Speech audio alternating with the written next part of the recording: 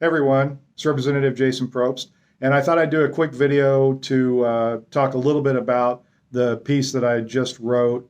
In case it's too long and you don't want to read it, I'll just try to summarize it very quickly.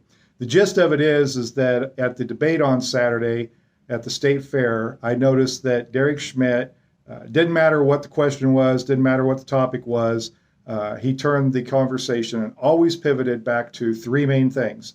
Joe Biden is super scary. Inflation, which is a legitimate concern, and socialism, which, as I explained in the piece, we need to actually start talking about what we should worry about as far as socialism is in this country.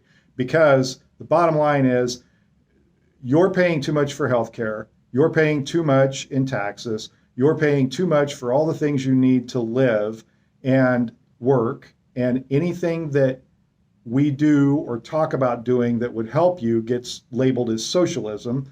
And when we turn around and give money to Wall Street banks to bail them out, or wholesale industries that can't support themselves, or as I mentioned in the article, when we're going to spend millions of dollars plugging up abandoned gas wells because the people that drilled them just walked away from them and left a mess, that's a form of socialism.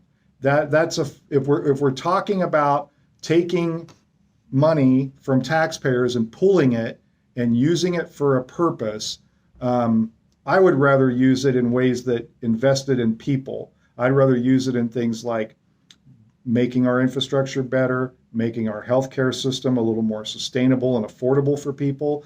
I'd like to use it to shore up our education system and make it better. I'd like to do it in a way that reduces the cost of higher education and technical training. All of those things, to me, are an investment in people. But when we talk about these in political terms, they kind of get labeled as, socialist, and it's not. But what has always irritated me and driven me a little bit crazy is that we will give loads of money to companies, either because they've made bad decisions, or either because they didn't behave responsibly and they left a mess for everyone, or because their business model is not working and they actually need taxpayer investment to make it work. We don't call that socialism. We call that incentivizing things. We call that an investment. We call that economic development. When it comes down to people, we call it an entitlement, socialism, whatever it is, and it drives me a little bit crazy. So the piece that I'm pushing out talks about that a little bit, talks about some of the history about the different times that we've made these investments, and how the conversation gets hijacked, I think. But the main thing is, as we move closer and closer to election day, we move into the election season, I hope that we'll be a little cautious in what we consume from people, and recognize that what they're trying to do is kind of create a boogeyman or try to create some fear.